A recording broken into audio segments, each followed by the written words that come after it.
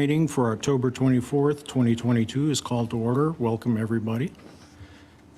As usual, the first item on the agenda for the evening is the Pledge of Allegiance. So at this point, I would ask everyone to stand.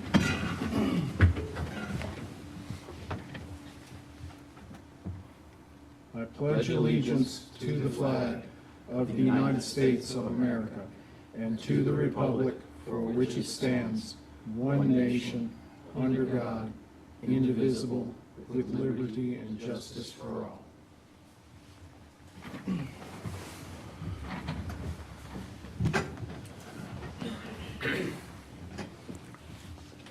Mr. Moss, if we could call upon your services for an invocation. All right, let us pray. Dear Lord, we'd like to thank you for the opportunity to come here and meet on behalf of the town tonight. And we'd like to ask for your guidance and direction and your blessings over this meeting. May everything we say and do be in your name. Amen.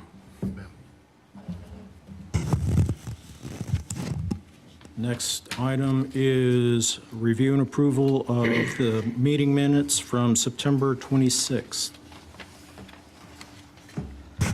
Mr. Chairman, I just noticed one correction under the item number 4, the land development ordinance round 3. It stated it was moved by Board Member Schwartz and seconded by Board Member Schwartz. I think that was Mr. Lawrence that seconded that. Okay, one noted correction. Hearing no other corrections, I move to adopt the minutes of the September 26th meeting with the one noted correction. We have a motion for approval with one correction. Is there a second? I'll second. We have a motion and a second. All those in favor of approval, give me an aye. Aye. Any opposed? Thank you, gentlemen. First item on the regular agenda for the evening is case MA 22-11, 207 North Main Street map amendment, rezoning case. And the floor is yours. Thank you. Good evening. Mike Ellebarger, Senior Planner in the Planning Department.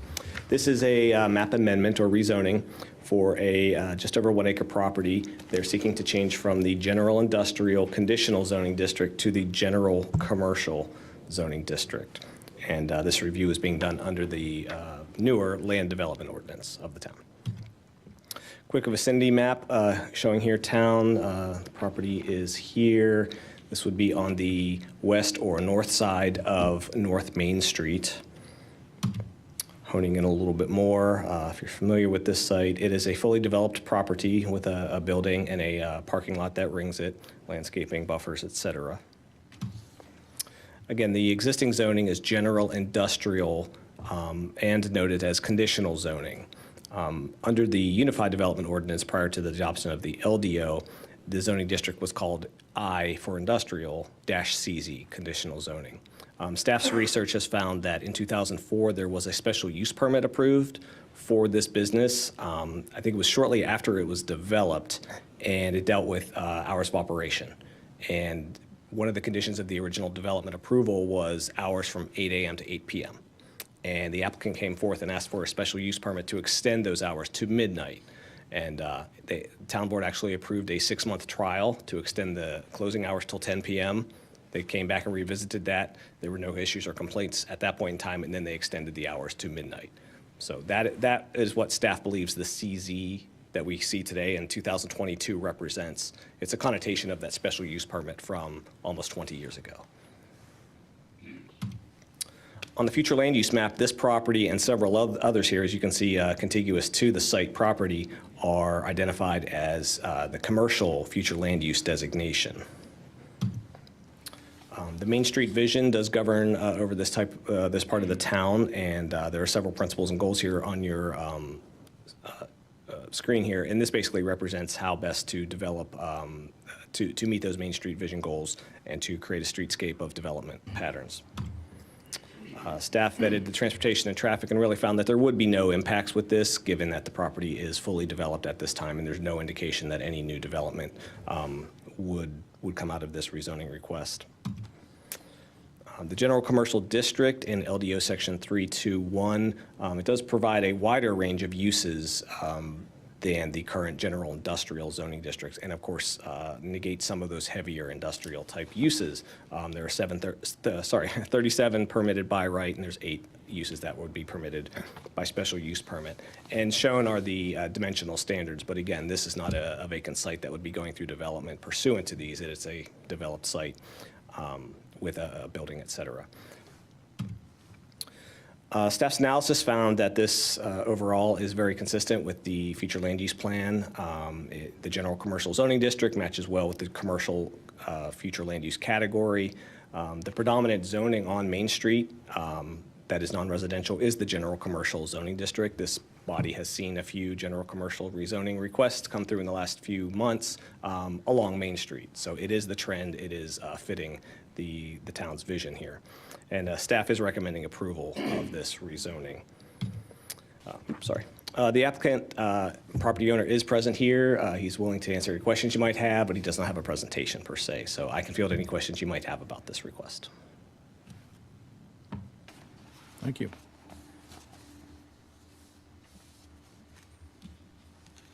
Questions, comments? Would this, if this were rezoned, would there be any limitations, hours, operations under the current UD or LDO? No. The hours of operation limitations, by and large, are very specific and tied to, say, when you do a special use permit, and there's some reason that the governing body would decide that there's a reason to limit. Basically, there are no hours of operations in the LDO for any uses that would come in here.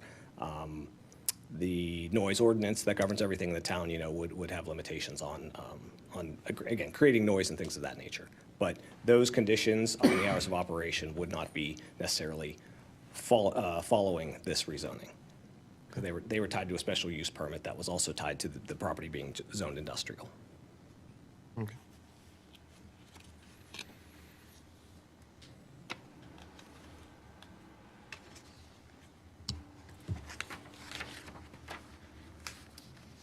Okay.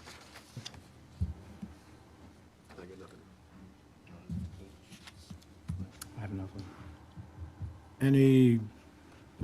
Any comments from, any public comments received, or? No, there was a neighborhood meeting held last week, and I believe, how many residents showed? 2. There were 2 persons attending. Okay. And there were no major issues, any negative connotations toward it, just more gaining information about this request was. The property is developed with a single-story, multi-tenant commercial building for all intents and purposes. So the general commercial does match it more so, both as the building and site are developed. It's just the fact that it has been zoned industrial for quite some time, a generation or more, going back to the UDO, maybe even before the UDO was adopted its zoning. I believe the building was built in 2001. So whatever zoning was in place at that point in time. The UDO was adopted in 2004. So it has a lot of history to it. Mr. Chairman, I'm not hearing any further questions or comments. I motion that we approve MA 22-11 at 207 North Main Street for its rezoning. As it states. Okay. We have a motion for recommendation of approval. Is there a second? A second. We have a motion and a second. All those in favor, please pass on an aye. Aye. Aye. Any opposed? Not hearing any. When would this one go to the town board? I believe December 6th, it's Okay. slated to go on that agenda for the town board, yes. Thank you. Quick question. Yes. Off, just topic, just actually kind of relating to that. Are we starting to see a lot more of these rezonings for Main Street and Young Street? Of existing sites Yeah. that have development, I would say the numbers that we've had so far compared to probably the past would show an incline or, an interest in it. Obviously, we've had a property that's going under some major reuse there at the corner of Young, the former furniture store. Oh, yeah.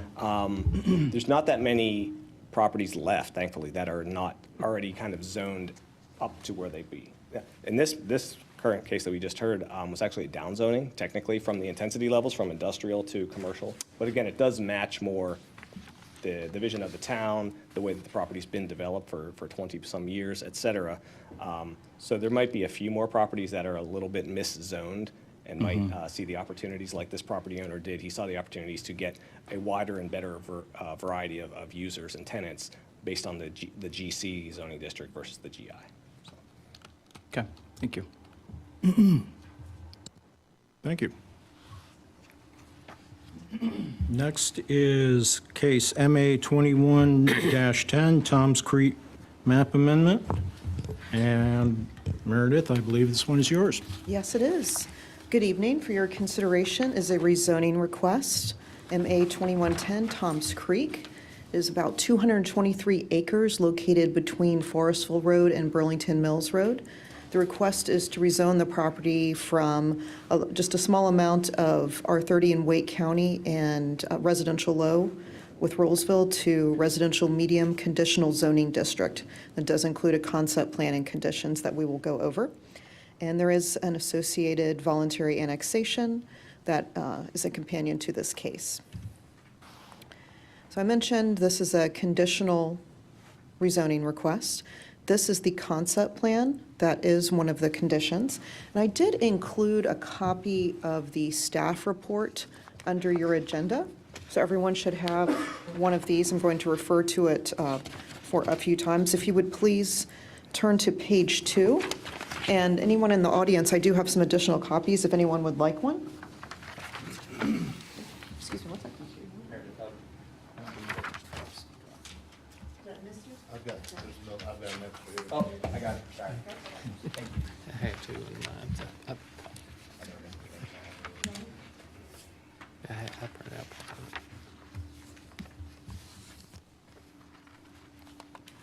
Okay. Thank you. So if you could turn to page 2.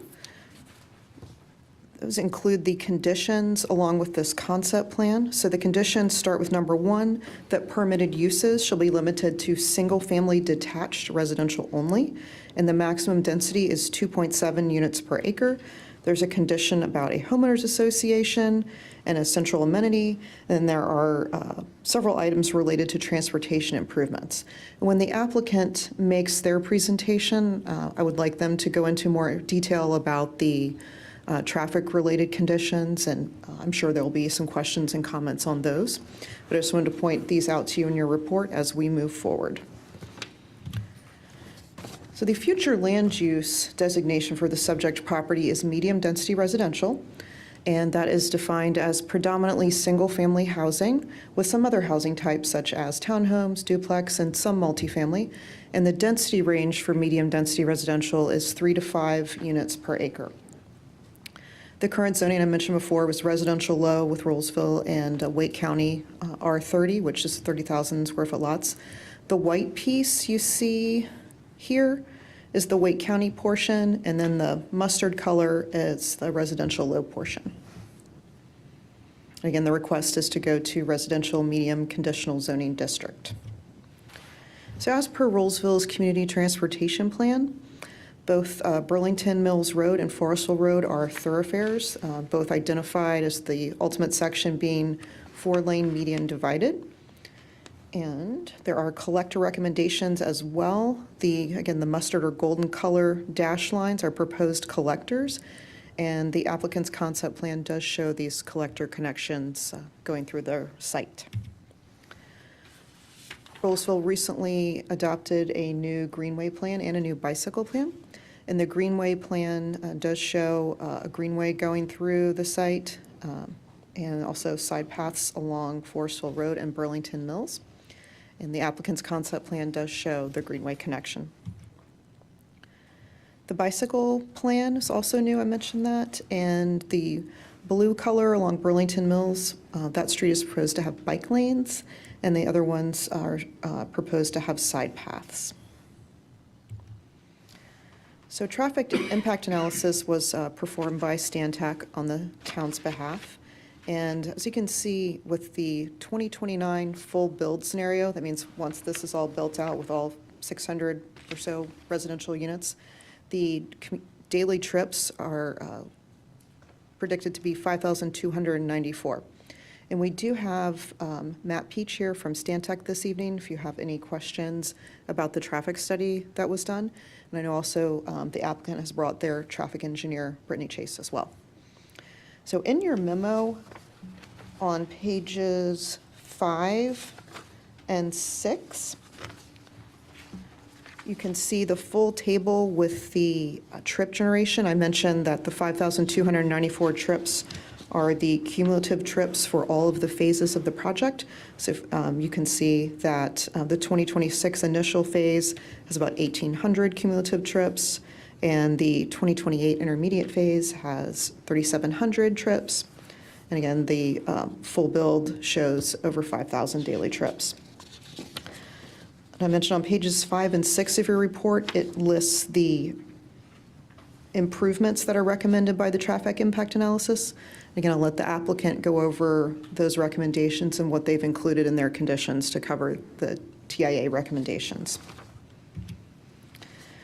So with the Toms Creek concept plan, it shows residential medium zoning, and that is consistent with the medium density residential future land use. The proposed density 2.7, if you round up, it's 3, so it's pretty close to the medium density range. And they are also illustrating the community transportation plan roadway network recommendations, as well as the 2022 Greenway Plan recommendations. So this time I'd like to invite the applicant up to provide a presentation, and I can pull their presentation up.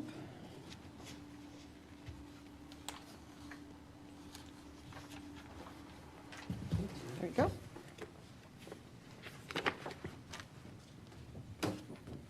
And good evening, Chair Powers, Vice Chair Moss, and members of the Planning Board. I am Neil Ghosh with the Morningstar Law Group, and I'm representing the applicant, which is Toll Brothers, for the proposed rezoning. And with me tonight also are Jeff Westmoreland with Toll Brothers, Laura Holloman and Todd O'Daniel from McAdams, Brittany Chase from Exalt, and as Meredith mentioned, Matt Peach is here as well from Stantec. So first of all, thank you, Director Gruber, for your presentation. On this first slide, I wanted to show you the concept plan for this project because I think it's helpful in describing the overall community. The first thing I want to note is the multiple access points and roadways. As you can see, there's 1 point of access on Forestville, 3 points of access on Burlington Mills Road, and a couple of road subs for future connectivity to the property line. You also see yellow and pink dashed lines, which indicate the proposed pattern of internal circulation through the site. The yellow dashed lines represent those residential collector streets, which Director Gruber mentioned earlier. Those are 60-foot wide and can handle more traffic generally than the pink roads, which are 50-foot wide local residential streets. And we'll talk a little bit more about that later. The purplish or grayish area, whatever color you want to call that, that represents the development area, while the green represents open space, which is a major emphasis for Toll Brothers. Under the UDO, and if I'm not mistaken, this one is under the UDO. This one is under the LDO? All right. Well, either way, I think the required amount of open space for a typical subdivision in the RM district is 12%, which would be about 27 acres on this site, which is shown on the chart. And Toll Brothers is planning on developing this community as a cluster subdivision and will be providing more than 40% of the acreage as open space, or around 91 acres. Included in that 91 acres is a 4-acre area which Toll will be donating to the town for the development of a public town park. That's this area up in here, roughly.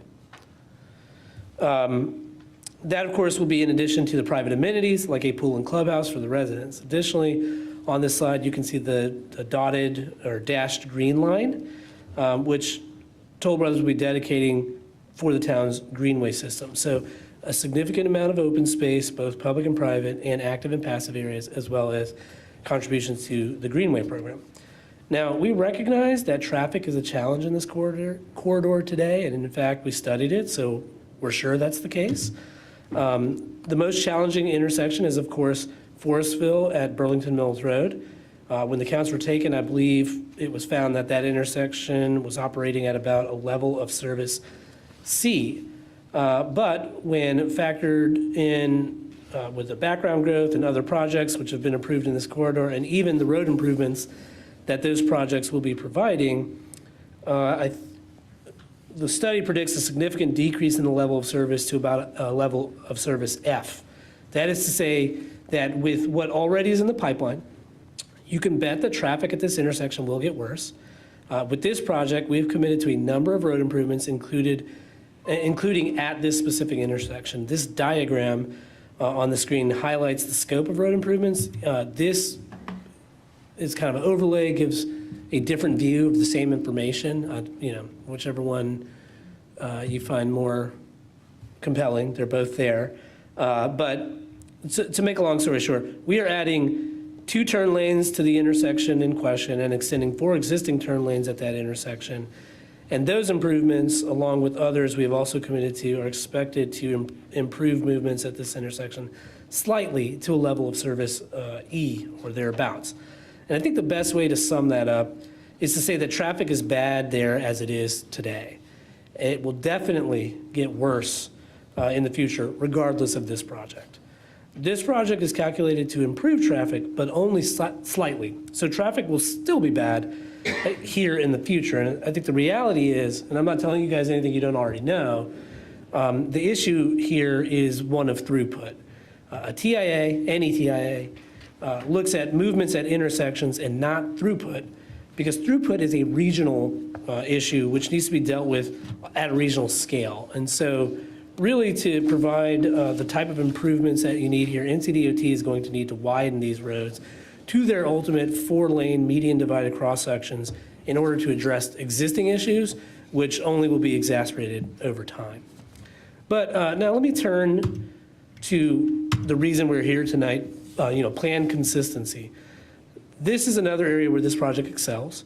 The comp plan designation for this site is medium density residential, which generally means 3 to 5 dwelling units per acre, including townhomes and multifamily, in addition to single family. We have opted for only single family in this location because it seems most appropriate. And our maximum requested density is 2.7 dwelling units per acre, which is slightly under the suggested range for this designation. Another thing we are doing is helping to implement the Rolesville Moves Transportation Plan. In fact, it can be kind of hard to see on this slide, but the applicant here actually shifted this collector road, this one here, so that more of it's on its property and is going to be building out a portion of it. So it's like roughly here where that collector road will be ultimately. And that'll help bring this plan to fruition sooner. The plan also will be dedicating an easement to the town's greenway system, and as was mentioned earlier, in furtherance of the town's goals for obtaining and creating more public parkland, this project is giving a 4-acre site, which I understand to be contiguous with other town investments in other public infrastructure, and that'd be 4 acres here for a public park. So this project goes, above and beyond the call of the LDO to help achieve the town's comprehensive land use plan, the town's transportation plan, the town's greenway plan, and the town's parks and open space plans. It's consistent across every adopted plan. So, we're hoping you will be recommending approval tonight accordingly. And I want to thank you for your time tonight. Our team is available to answer any questions you may have. And again, thank you for your time.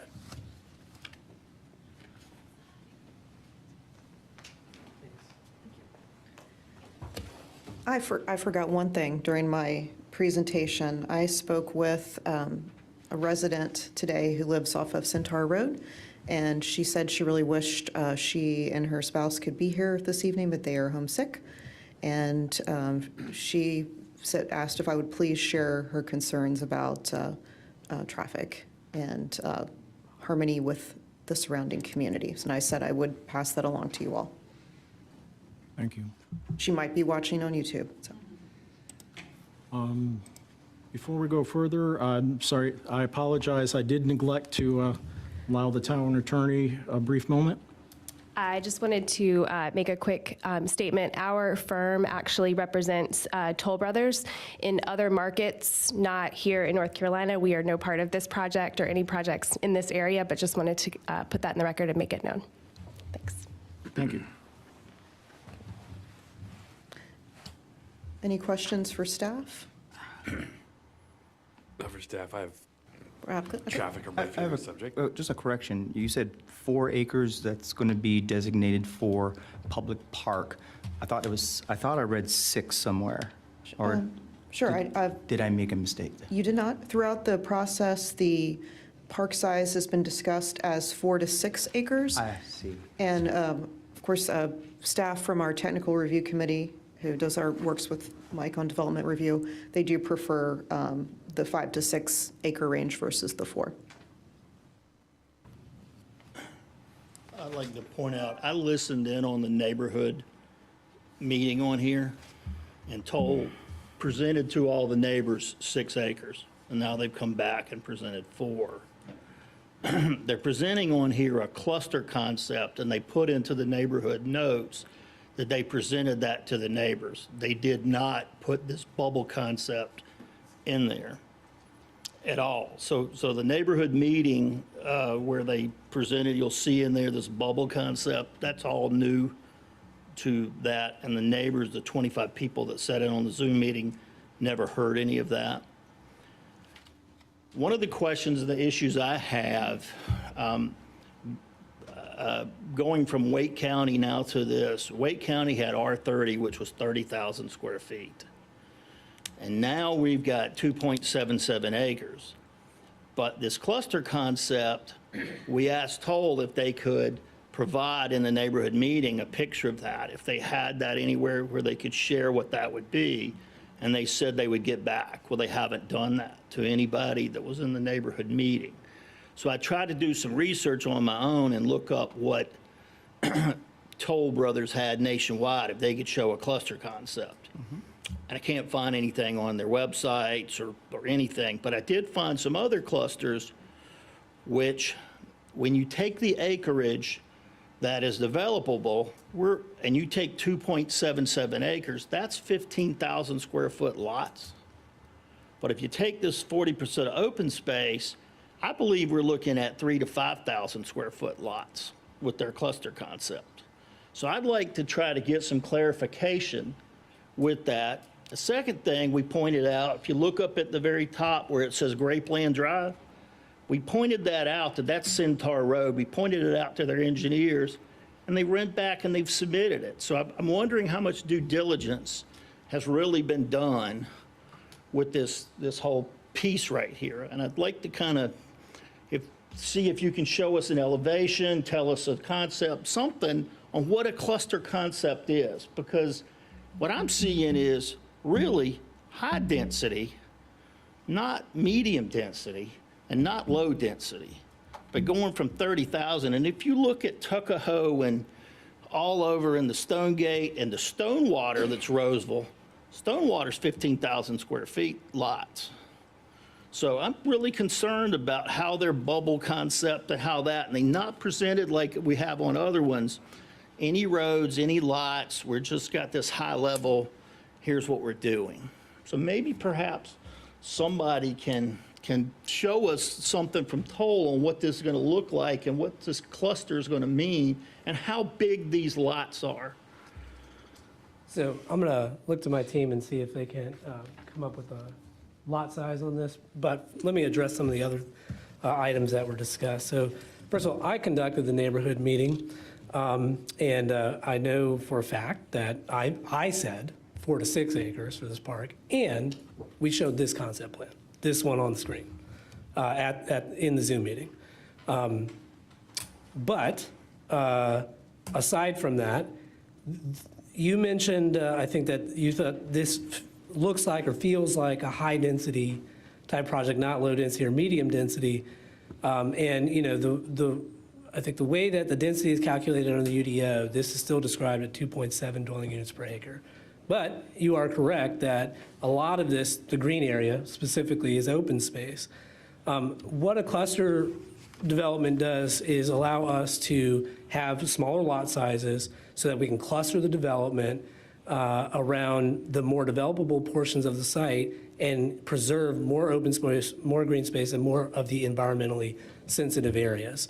So just by way of example, this has nothing to do with this project, but if you had 100 acres and the zoning allowed you to do 2 dwelling units per acre, well, you could do 200 on 100 acres, or you could develop it in a cluster. You'd still do 200 houses, but you'd save 50, or well, 40% of it, say 40 acres. You'd have 200 houses on the same 100 acres, but it would only actually be on, 60 of those 100 acres. I understand the arithmetic very, Okay, so very that's well. what a cluster subdivision is. But I want to see what a cluster, what those homes look like and what they feel like, not what the math says. What are we going to walk around and look at? Not what the math says, I get it. Because the reality is, that area that you're leaving is undevelopable. You have a huge amount of wetland, you've got a huge amount of drain that no matter what you did, you can't develop it. So while it sounds great, can somebody from Toll Brothers or somebody show us an elevation? Show us a plot plan that said what a cluster is going to look like. I get the arithmetic, I get the little, they're going to be tighter, but how big are they? How tight are they going to feel? How much room between there? Are we going to feel like townhomes or whatnot? Or are we going to feel like single-family homes? Well, these are single-family homes, detached. But detached, that could be 5 foot apart. What is that going to look like is what I'm asking. Okay, and I'll just make this point, which I know you're aware of, but even the areas that are undevelopable still have to be purchased by the developer. So this all, yes, you couldn't build there no matter what. I agree with that. But what the cluster development allows you to do is achieve the same density on the land as if you could develop there. I understand that completely, but it doesn't have the feel of single-family when they're shoulder to shoulder and they're 3-4 stories tall. It's a different feel. Sure. That's a rural area on there, and that's a different type of development. Sure, and I'm gonna turn to our team to.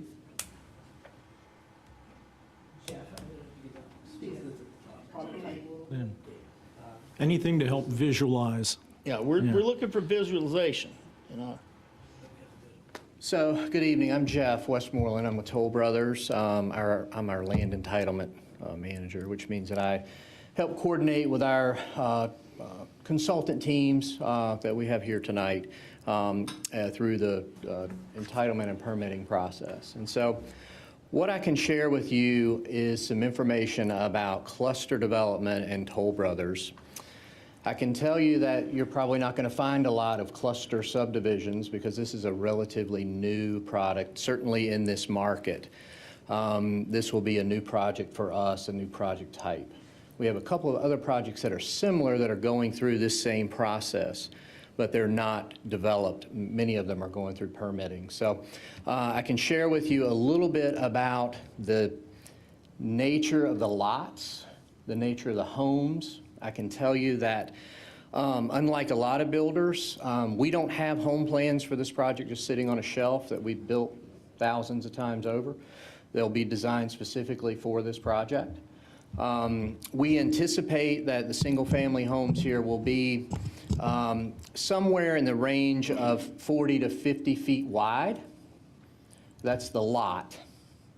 To probably somewhere in the neighborhood of 120, 125 deep. That's a fairly typical product size that we're seeing in some of these newer communities that we're trying to bring online. How much of that would be impervious surface and how much would be open on that lot? Yeah. That So 4,800 square foot lot. Yeah. So on a 40-foot wide lot, let's just use that for as an example, we would typically see a 30-foot wide building footprint. That building would be set back about 20 feet from the street, 20 to 25 feet. And then the depth of the home, along with patio and other add-on spaces in the back, would range somewhere 65 to 80 feet deep, would be about the footprint of that building. As you might imagine, again, we're not a custom builder, but we do have a wide range of products. Hopefully, some of you are familiar with the Toll Brothers name.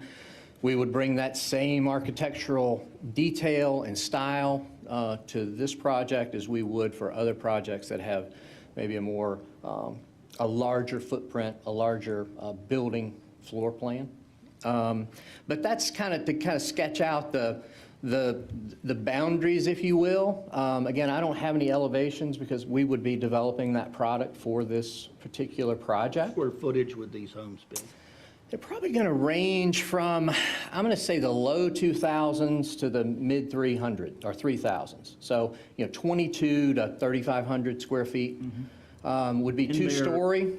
And we were told 500,000 starting point, kind of? Yeah, I think that's a fair number. Our average delivered will be somewhere in that neighborhood, possibly a little north of that. As this project evolves, as the economy evolves, we'll continue to monitor that and we'll.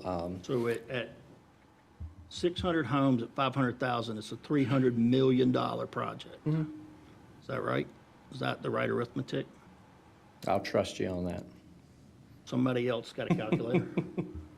We hadn't done the due diligence to figure out what the product's going to be?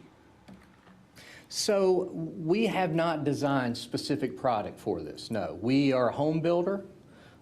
We can, based on past experience for similar projects, for similar home sizes, we know what our costs are to build, and we've done, comps on what we think the sales price will be. So I think it's fair to say we haven't done any due diligence just because we don't have a specific house plan design. So how much of this, with the lot, are you going to have sidewalks included in this lot out front? No, well, the sidewalks would be there, but they would be in the right-of-way typically. But in the right-of-way, but not part of the lot Correct. on there? So how much impervious surface would this, how much driveway? Would these be front-loaded, rear-loaded? Don't know. Probably on a product of this size, it would be a combination of both. Be some rear-loaded product and some front-loaded product. We're almost like townhomes, except we got 5 feet between each one, 10 feet between each one on your stuff. 30-foot wide product, 40-foot wide lot. Mm-hmm.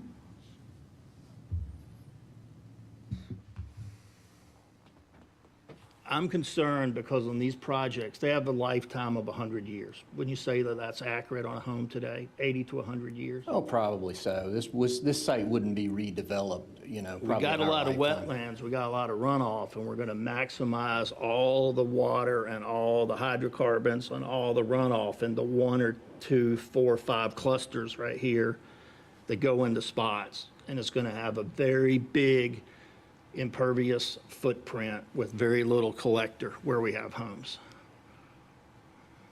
Well, we've got our civil engineer here who can address any specific concerns about that. I'm not a civil engineer. I'm not going to speak to stormwater Perhaps they can do specifically, the but I'll stormwater, ask but them that's to- what I'm hearing is we got a pretty dense development right here. We have these others we're not going to disturb, but everything's going to be there and come somewhere. That's what I'm hearing on this cluster at 4,800 square feet.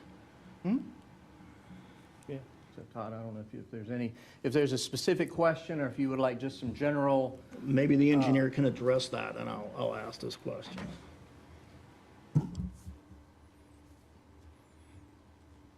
Good evening. I'm Todd O'Daniel. I'm the engineer with McAdams, and I'll be happy to answer any questions if I can.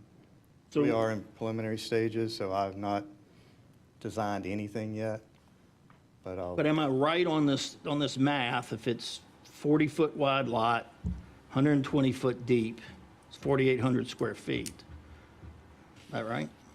And then we're going to put a footprint of 30-foot wide home between 65 and 80 foot deep, he said. 20 foot in the front. That would only leave 10 foot in the back for a backyard. So these are going to be tight lot lines like a townhome. So we're going to have a lot of impervious surface on these lots. And so over the years, People are going to come in, and I ask questions, how much of this is going to be impervious? But we'll have people adding things, walkways, patios.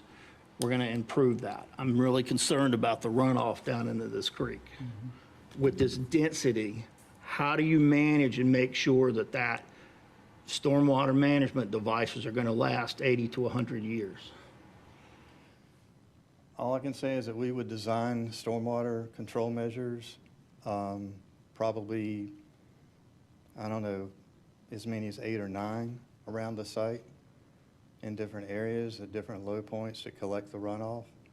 It would be treated to Wake County and Rolesville standards. That treatment would include removing total suspended solids of 85%. We would detain the amount of 10-year runoff.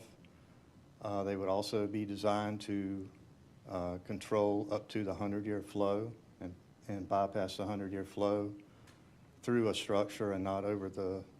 So is it designed just at the initial construction, or is there any leeway in there if people do additions or they were to do any kind of changes on that impervious surface where it can't run off? Or how does that work from an engineering standpoint? We usually take an allowable impervious area per lot and develop the facilities based on that. So is it planned to max all of these lots with this or off the bat? Is that what I'm hearing? I'm sorry, could you repeat? The amount of development's going to be maxed out based on what we can get. Is that what I'm understanding?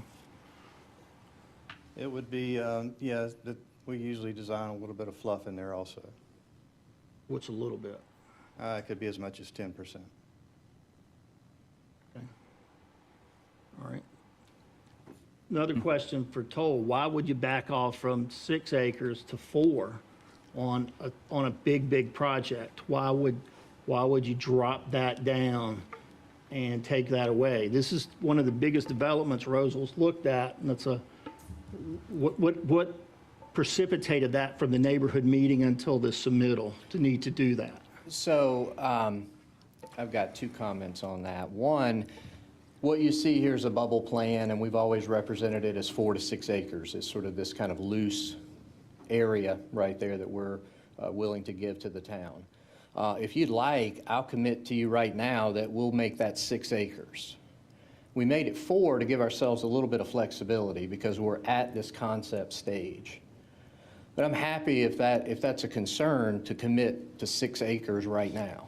It's not really that issue. It's just a credibility issue of it was presented at the neighborhood meeting that this is what we're going to give. And we had Mr. Grosh here say that he said it was 6 and then it's come back at 4. So it comes to a credibility issue to whether or not all of these things are going to be right for Rolesville. So 6 is great, but some of these other issues that popped up that I've got. So. Well, one thing, I don't think you heard me speak at the neighborhood meeting. I did not. I didn't say you. I said the But I'm happy to say representation. that our application has been 4 to 6 acres. Because again, it's a loose concept here. We don't have any specific hard design in that area. We're happy to up that commitment. I'm not trying to stand here and tell you that we're trying to get out of something. That's the reason I make that statement. We're not trying to get out of something. So if that would make you feel better, I'm happy to, like I said, commit to that right now.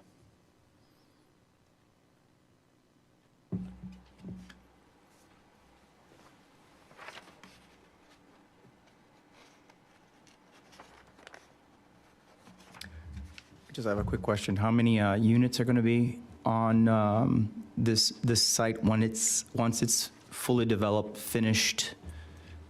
I saw some numbers being thrown around, so I wasn't sure what are we looking at here. Sure. So the maximum density that we request here is 2.7. You work that math out, that's above 600 units.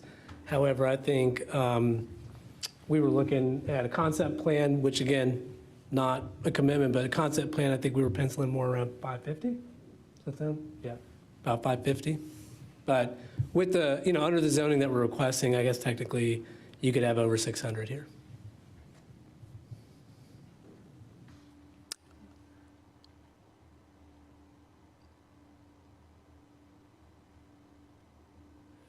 I was listening to my colleague here because I shared the same sentiments as well. I didn't understand the cluster home concept either. I tried looking up a few cluster homes, and they basically look like condos with just a little bit of land. This concept Ultimately, that I found on the internet. Please do a Google search. There are cluster homes that are already being proposed as well in other areas of ETJ, things like that. And it just seems to be a new concept. It's not a concept for everyone, but at the same time, I don't know how well it will go over if it's being the builders, the developers' first time doing a plan like that here in Rolesville. I don't know how well it will go. We're typically used to more of a single family with some acreage, at least, I don't know, I can't give you an estimate as far as what those numbers are. I think this is why, and I can't speak to my colleague here, but I think that's probably why he's probably passionate about this, because it's a pretty large development. Would you agree? Oh, it's a large development, and passionate is one way to Yeah. describe someone Yeah. who's For us, it's a questioning large people's development. credibility for whatever reason. Yeah. The homes themselves are single-family homes. So they're not cluster homes, it's a cluster subdivision, it's a cluster subdivision. development. And I think it's accurate to say, as has been characterized and suggested, that these lots are smaller on average than what you would see in a typical suburban style development, which I think there are plenty of those in Rolesville, like the ones like third acre lots.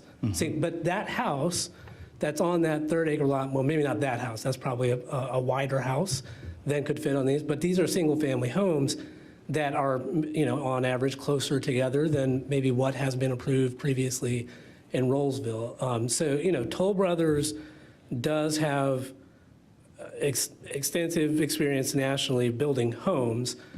These would be homes that are, single-family homes that are close together. So it's the subdivision, I guess, is the cluster element of it rather than the unit. There would be no reason why one of these homes couldn't be built on, like a single-family lot, a third acre lot that might have been approved previously in some other Rolesville concept on like third acre lots. Those suburban subdivisions typically have much higher impervious and lower, open space than, say, a cluster development.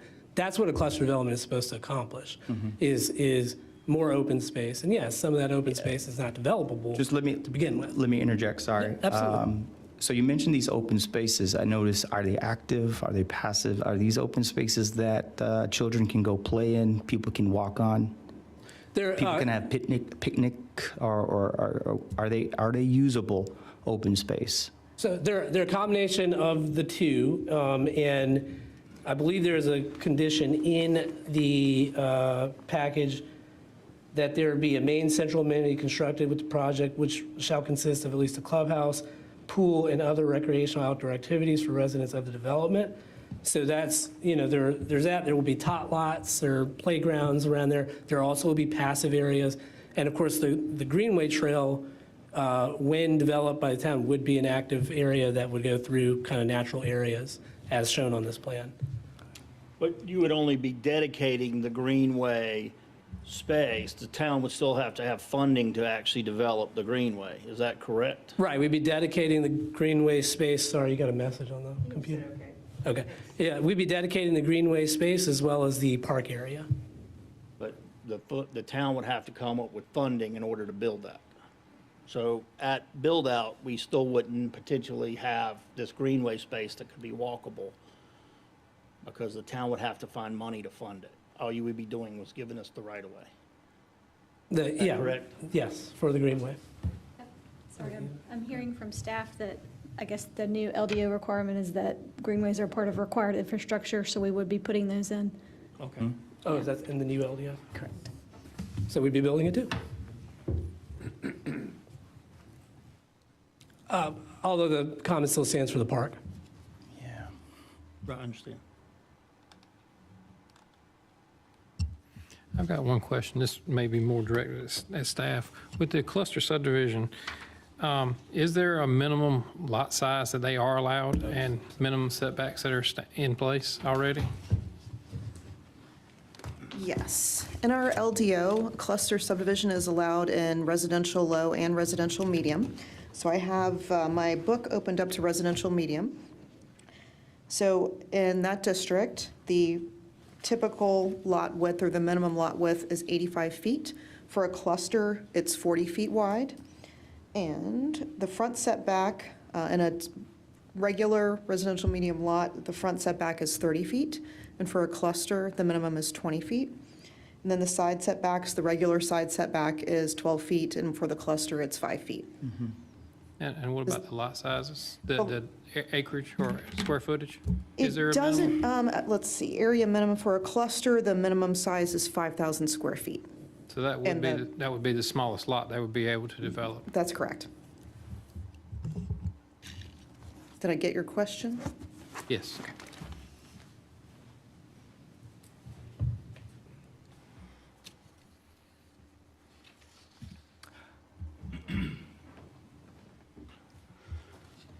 Can someone address the traffic issues? When I'm looking at some of this from going from a C to an F to an E, and I'm thinking about our development over at Kalos Falls, which I looked at that, was 280 acres, and it was going to have 480 homes. And we had some requirements that they actually extend some roadway and extend some infrastructure in order for that to get approved. And this is going to do very little on the initial. There's only 2 of these entrances from the 2026 actually look like they're going to be done, and would almost be at these bubble concept phase number 5 before they actually do the complete stuff on Burlington Mill and Forestville. That's not done until they're almost done, not initially. They're only going to do the 2 entrances A and C on their initial work. So we're looking at 5 or 6 years before that improvement gets to be an E. Can someone address that?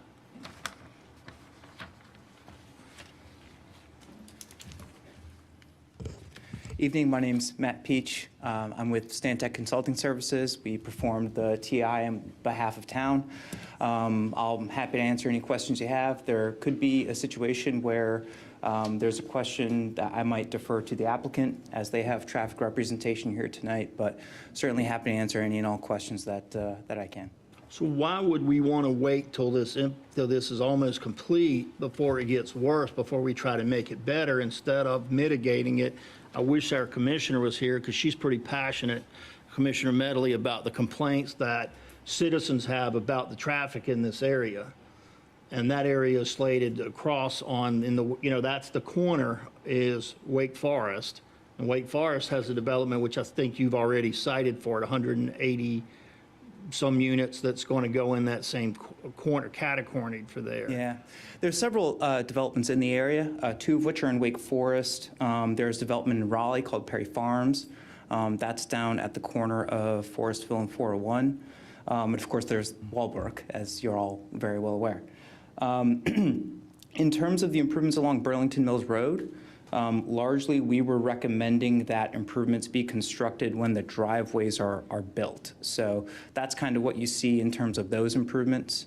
The improvements at the intersection of Burlington Mills Road at Forestville Road, you're correct, we had recommended those for the intermediate phase.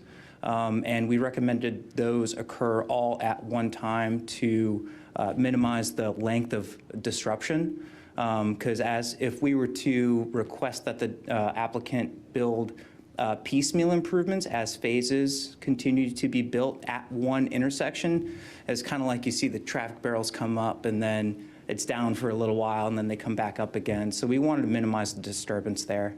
And the impacts in the initial phase weren't substantial enough to merit the full mitigation. So that's why we recommended them as part of the intermediate. Strictly on the impact. You think the impact is there, but we heard we're going to get an F if we don't do it. But why not do it ahead of time, do it all at one time, disruption, and have that out of the way? Yeah, so you hit on one important point. So the results of the analysis show that the amount of delay at this intersection will be less with this development in place and the improvements that the applicant's committed to than if the development is not there. So that's an important distinction to remember, that delay will be longer at that intersection. People will be waiting longer if improvements are constructed there, which this applicant has committed to. So that's an important point. The other thing you had kind of mentioned is, or I guess you were asking, is why not do it all at the outset? The only reason is we just didn't feel that the impacts during the initial phase were substantial enough to merit all of those turn lanes and the traffic signal modification that would be needed for the full development. And if there's, I don't know if the applicant would be willing to do them earlier, but that's certainly a question that you can pose to them. Thank you. Do you know how this subdivision is in the timing with the other developments in Wake Forest and Raleigh? Yes, so there are a couple of developments in the area, both Perry Farms and Kitchen Farms, Perry Farms being in Raleigh, Kitchen Farms being in Wake Forest, are well ahead. In fact, Kitchen Farms is partially constructed right now. There's also Marshall Village, which I believe the site plan has been approved by Wake Forest, but I'd have to check my notes on that. So they're already well ahead, and Walbrook is, I guess, moving full steam ahead as well. Do you know if the Marshall Village and Perry Farms and Kitchen Farms, are they being recommended to do any improvements at these same intersections as part of their traffic impact analysis? No, I believe Marshall Village is making improvements at the intersection of Ligon Mill and Burlington Mill, but they had not committed to anything at Forestville and Burlington Mills Road. And same thing for Perry Farms. Perry Farms. Marshall Village is on the corner of Ligon Mill and Burlington Mill. Kitchen Farm is at. That's Ligon further Mill. west. Yeah, Got it. that's So- correct. So Yeah. the Wake Forest town meeting and shows on the engineering to have that work being performed at that intersection for Marshall Farm. So we're going to look at three different, times here of that being tore up instead of all done and coordinated together. Because Marshall Farms is at the corner of Burlington Mill and Forestville. Kitchen Farm, got too many farms, Perry Farm, Kitchen Farm, but Kitchen Farm's almost complete. Kitchen Farms, Ligon Mill, and Burlington Mill. It's down there. And they've done some small improvement on that recently. But Marshall Farm is right here where we're talking about. And I think that's what my question was leading to, is would there be any coordination with the Marshall Village with their road improvements, if any, at that intersection with this subdivision? So that maybe it was only under construction at one time? Yeah, I don't believe so, but if the applicant has a different view, I'd invite Brittany up here to talk about that. I'm Brittany Chase with Exalt Engineering. The way I understand it is Marshall Farm or Marshall Village, whatever they're calling it, is responsible for frontage widening, which goes up to the intersection. So they're going to be adding a lane, which could in turn be used for the southbound right turn lane that we are putting in. So there would be coordination between those two improvements. They'd overlap. But that's the only improvements they've got they're responsible for? That's all that I know of. Yep. Where is that one I do have a question. Oh, sorry. that I sent? Sure. Are there any conditions or stipulations the applicant is open to considering for the 4 lanes of Burlington Mills and/or Forestville to be completed, for example, before you start Phase 2? Is that a possibility to widen those roads? So they are responsible for frontage widening requirements. That would take it to half the section. And then get DOT involved? Would DOT be involved with that? I don't know. I'm just asking as far as widening, let's just get ahead of the problem before it happens and widen the streets. It would only be along our frontage, so it would be just along in where. your portion. Yep, So you have about 100, 200 feet on Forestville Road's all you got. yes. So it's insignificant. So I wanted to point out from this exhibit, I don't know if you can, read these details or not, but the blue represents improvements that are committed to by these other developments in the area. So there's quite a lot going on. This was from the Walbrook and, where's the cursor?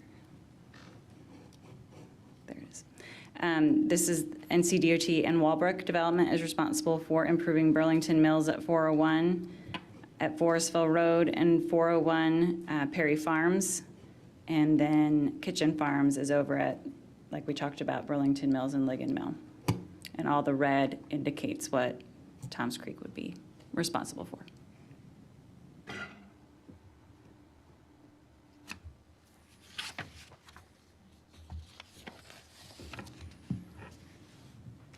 On these analyses, does anybody, how do you figure where people are going to come and go and leave, and which way are they going to go? You know, from a school standpoint, that was one of the questions, I think, in the community meeting, and nobody knew where these schools, well, the closest school, high school is down Heritage, but Rolesville Middle School is right down, you know, to the right. So, you know, is that considered, you know, as part of this? You know, with 500 homes, I'm assuming there's a few children, unless this is a 55 and over or something, living there. And so you'd have those school buses and moms going to carpool. So the way we go about this is we try to take into account the existing traffic on the roads. That gives us a good idea of, you know, what the current, you know, levels of traffic are and how many people are there. So that's kind of step number one. Step number two is looking at, you know, big population centers, also big employment centers. As this was a single family home development, we'd be looking, you know, where are people trying to get to? Are they going to a school? Are they going to work? Or are they going, you know, someplace else? So we do take that into account. And then, you know, lastly, it's just, you know, engineering judgment, having, you know, practice in the area for however long. We do get input from the Department of Transportation on where we are saying we think this is where traffic's coming from and going to. So they have some input as well, and they approved kind of the thought. You are correct that there's a high school to the north on Forestville Road. We did take that specifically into account. There are some other schools in the area. There are schools along Burlington Mills Road, and we took that into account as well. But we also assigned a heavy amount of traffic to and from the south on Forestville, just to make sure we're capturing that commuter traffic into and out of Raleigh. So that was going to be my next statement is Yeah. the majority of that, I think once Walbrook comes, you'll have some additional employment in Roseville, but if I'm not mistaken, Roseville is pretty 92% residential and a small amount of commercial. And that is the fastest route south. Either going straight to Burlington Mill to get on the 540 or going south to Forestville to get on 401. And living in then commuting to Raleigh right off of 540 for many years, it's faster to go the long way and go down Forestville 401 than it is to go the short way and get on Burlington Mill and go to Capitol. So I think you're going to see that intersection. That's where I'm concerned is that backs up as it is now. Which intersection specifically? Forestville and Burlington Mill Road. That's correct, yep. Which is not until your 2028, 2029 timeframe to complete. You're calling that intermediate, but the final was 29. We're starting at 23. That kind of seems the back half and not the middle. 27 is kind of in between. It's kind of my math, but you know, on there. So I'm really concerned that that's inadequate from going from, even if it may be a D, that we're not working on that early enough, and we're going to have people angry because they're backed up worse in traffic. Yep. The way the code is currently written, if an intersection is projected to be an F, all that's required of the applicant per the code is to mitigate their impact. So it's kind of like a do no harm approach. You know, we try to make and recommend improvements such that the applicant isn't being asked to, completely fix all of the traffic problems everywhere, because I don't think that the developers would financially be able to handle that. But at the same time, they do need to mitigate their impact. And the recommendations that we currently have them going above and beyond that currently at that specific intersection. I just don't think the traffic in that's going to be predictable, because Heritage is at, what, 105% capacity? So you say that again? Isn't Heritage like 105% capacity right now? So I don't know. You mean the school itself? The school itself, like, they can't handle 100 So kids. you think it's going to be going east towards, what's Roseville at? Roseville High, probably even more, right? I just don't know. I don't know the direction it's to be predictable. It's really kind of the, you think it would go to Heritage because it's close, but it may not be, or they're going to move people around to, the kids closer to Rolesville go to Rolesville, the other kids go to Heritage. So I don't know if it's predictable as you think it may be, just because the school capacities in both Rolesville. I don't know middle school though. Well, the school district could end up splitting this neighborhood for all we know, too. You're right on the edge, really, because you're, what, a mile and a half from Heritage? No, you're left probably a mile from Heritage and 3 from Rolesville. So those are all More than 3 close. for Roseville. Sorry? Probably 5 or 6. Oh, don't even get me started on that one. Does anybody go back on these analyses that they're done 5 years later and say, here's what happened? Or is this only forward thinking and then hope and hope? That's not really standard practice. I've heard of folks doing some studies, but kind of once things are built, once entitlements are made, it's very tough to kind of go back. But that'd be a really interesting exercise if I ever got the chance. How much confidence is there in the proposed layout for the collector that extends all the way from Burlington Mill across to Forestville? Is this about the geometry that you're really expecting, or how, considering this is still at concept stage, how much could that move or straighten out or possibly bend even more?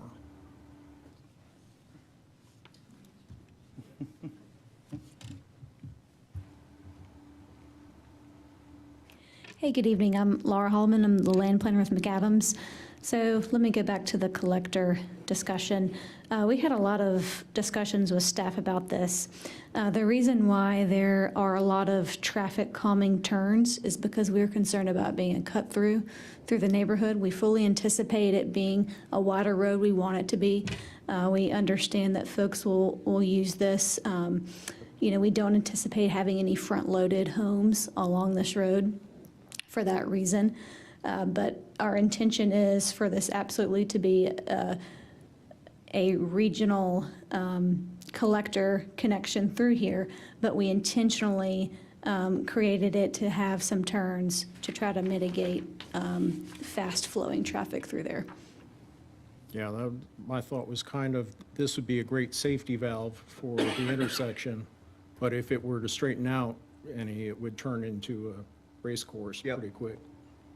Was like the road from through St. Andrews that comes from Ligon Mill to Burlington Mill. They have several of these turns and stop signs to slow the traffic down, and that's what I'm hearing you're wanting to do. You can still go through it, but it's not going to be at 45, 50 miles an hour. You're going to have to keep it slow, but people will cut through this thing. Oh, yeah, definitely. So Definitely, but considering on a really bad day, when I've had to go out that way, traffic can back up well past that point on Burlington Mill. Oh, yeah, absolutely. And that could possibly drain some of that off. Yeah, it'll back all the way past Drayton and Drayton South on there, which is on the other side of Tom's Creek. It'll back way up into there in the afternoons on there, coming home. So especially when there's soccer on Smith Creek on Heritage Lake Road, there's football and band practice at Heritage, and all the kids are getting out about 3:30 or 4. There's a massive pile up right there. and then it just keeps on till about 6 o'clock on that spot. So it's already backed up past that now.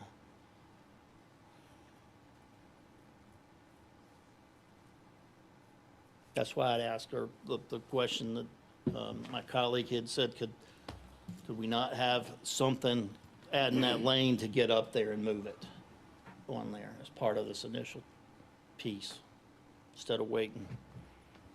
Because I think there's a DOT 2029 widening proposed that's on a calendar for 2029 on Forestville. That's something.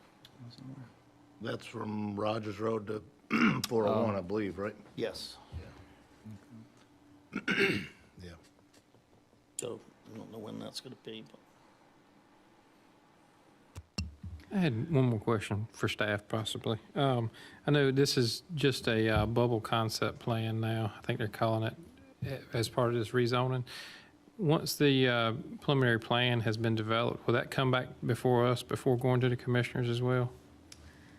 That is a great question. With the, with LDO Round 3 that was approved on October 4th, preliminary subdivision plats became an administratively approved item. So there is a caveat with that. They can be sent back to you all in the town board if the concept was not worked out at the rezoning stage. So a benefit to applicants at this stage of the game, the rezoning stage, is having a concept plan, is that if something is reasonably clear, they don't have to come back. So that's something we could talk about. This is a different type of concept plan than what we've seen. This is definitely more bubbly. We understand where the residential unit pods will be. We understand the circulation network and the open space doesn't have the same definition that we've seen in some other recent concept plans. But I don't know if I'm exactly answering your question, but as of October 4th, preliminary subdivision plats are administratively approved. Thank you.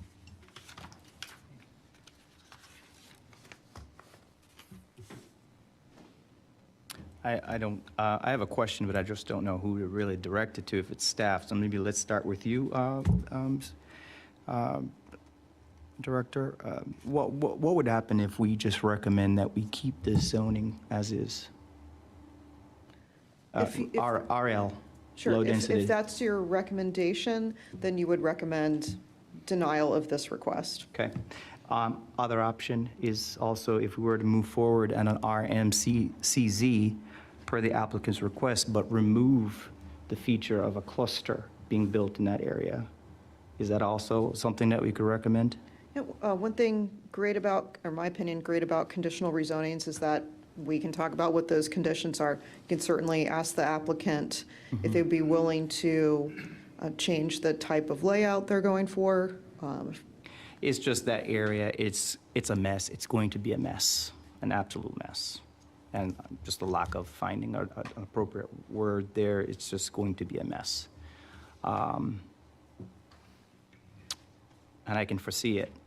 And if DOT cannot extend those lines in a reasonable time, it's going to be a mess. That's it. That's all I just wanted to ask you, just to see what our options are. Yeah, you are welcome to make suggestions on the conditions. Suggestions, The right. applicant has to voluntarily make conditions. Sure.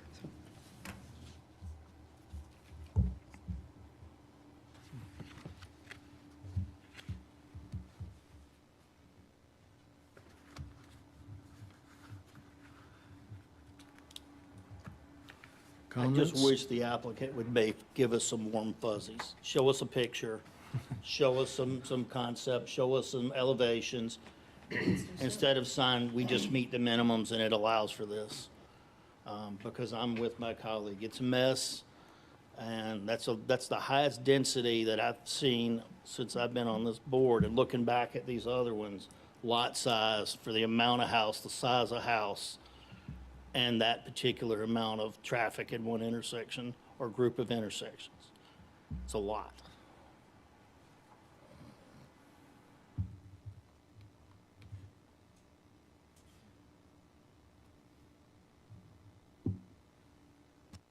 Additional comments, questions, motions? I'm with Steve, I'd like to see more detail.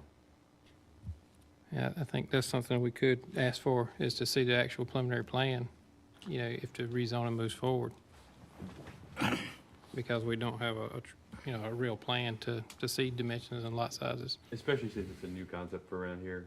If it's one thing, if it's been done repeatedly, we probably think it, but I don't understand what it's supposed to look like. And it doesn't fit in my mind, the area. Yeah.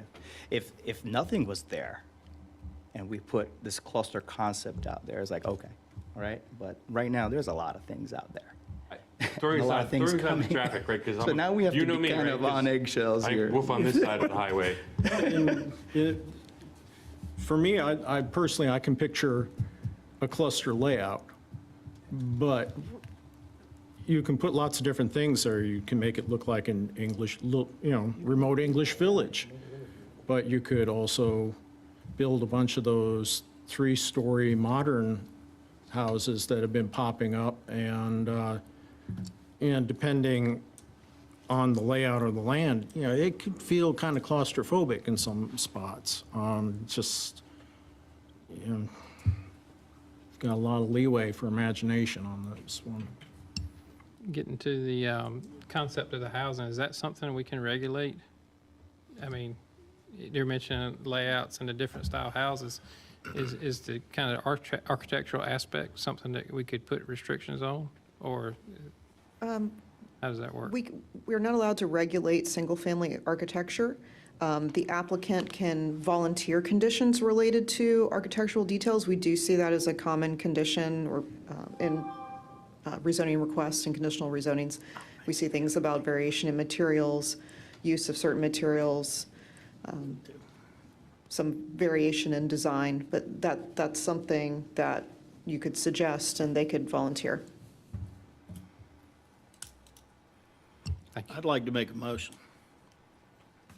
I make a motion that we deny at this time, leaving it open for the applicant to come back with some of the things they've heard tonight, potentially. Can we actually recommend for denial, or can we defer it for our next meeting pending more additional information, or? That is up to you all. You can certainly deny, and that would go on to the Board of Commissioners with the denial. If the applicant is interested in answering any of this or addressing any of it, I'm sure they could speak to that and choose to come back at a later time.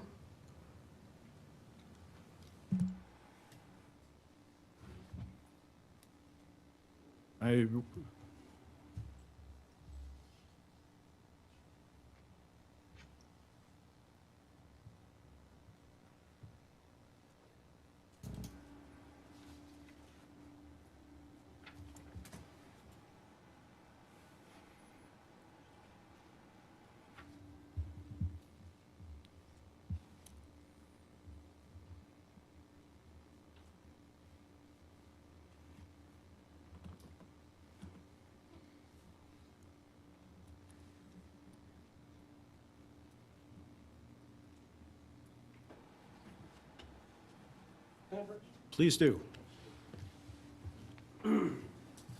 So as was mentioned earlier, Toll Brothers doesn't have any specific product design for this site. So I think deferring this case isn't going to result in any additional information, at the level of detail that I've been hearing. However, Toll Brothers is open to, I think it was suggested earlier, committing to coming back to this board with a preliminary plan if this should advance past council, with a subdivision plan where there would be more information available at that time, if that makes sense. But the level of detail that I think you guys are hoping to see, I'm not sure we're going to be able to provide, in a timely manner. Chairman, there's a motion on the floor. Say again? There's a motion on the floor, correct? There is. Didn't you make a motion? We have a I made a motion, and at this point, We have a motion on the floor. Is there a second? I second. We have a motion and a second for a recommendation of denial. All those in favor of the motion, please give me an aye. Aye. Aye. Aye. Those opposed? Aye. Right. Are you saying aye? Opposed. I'm voting to oppose. Okay. And considering the numbers we have on the board right now, is the chair still expected to vote? It's not a tie, but, okay. So, right now, it is, The motion is the motion is a new one. motion is It's a new passed one. with a recommendation for denial to the board.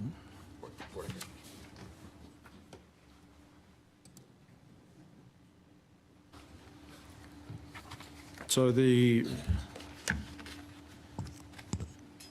town board will hear the presentation with with the planning board's recommendation. Yes. With the notation, basically, most of us wanted to see more details. Yes, we'll include a report with that, and tentatively scheduled for December 6th. Thank you. Thank you. Okay.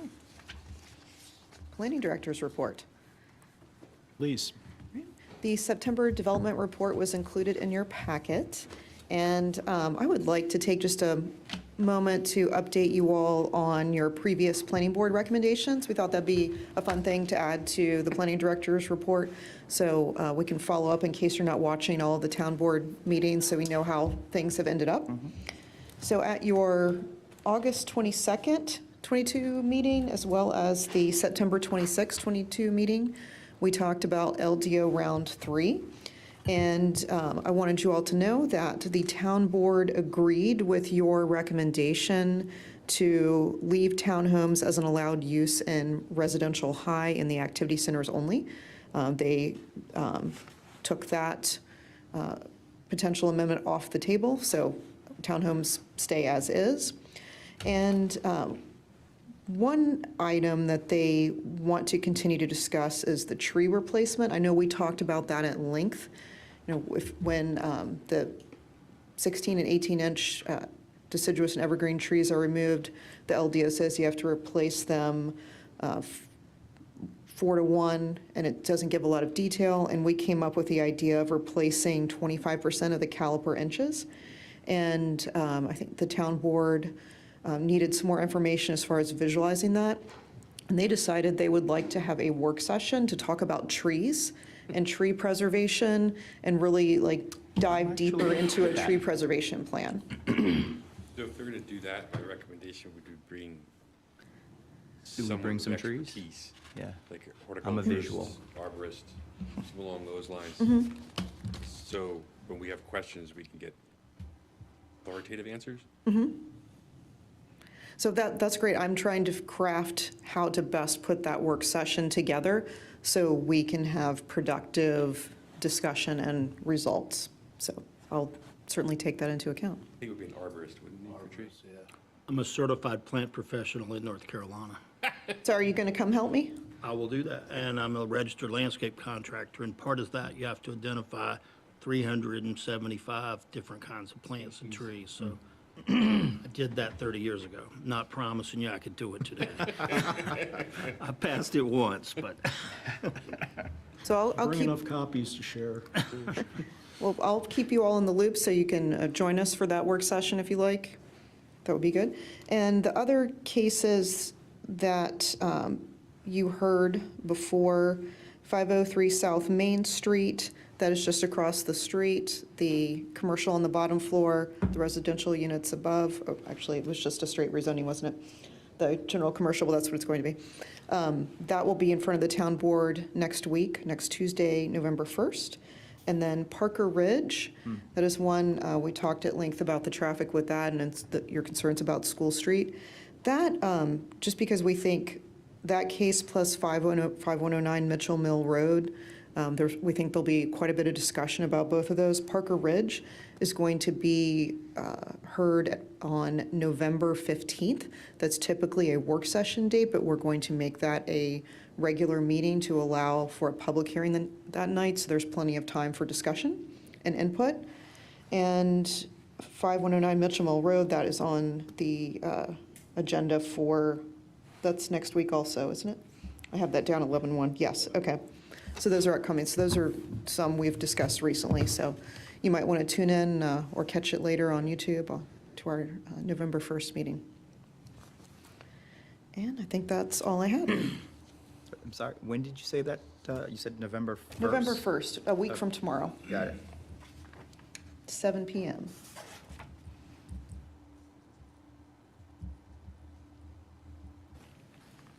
Town attorney's report. Nothing to report. Thank you. Other business, we have term expirations. I know there are two of us. I will respond to How the do we? Okay, email. great. Yes. So I know those applications are being accepted now. If anyone would like to apply, reapply, or someone who's watching would like to apply for the planning board. And then those interviews will happen in November, and appointments will be made at the December town board meeting. Are we still looking for an extra seat, to Yes, fill we're an going extra to, seat? yeah, we need to fill Renata's Okay. seat, and then, In-town person. Yes, in limits. yes, You have some neighbors. I do. that is all I had.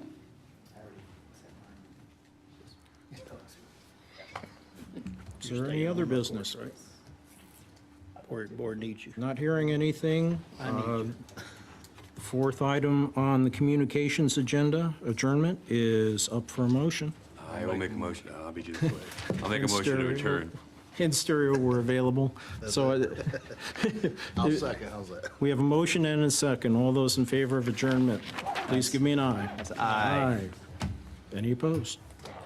None. We are adjourned. Thank you. Do you need this back?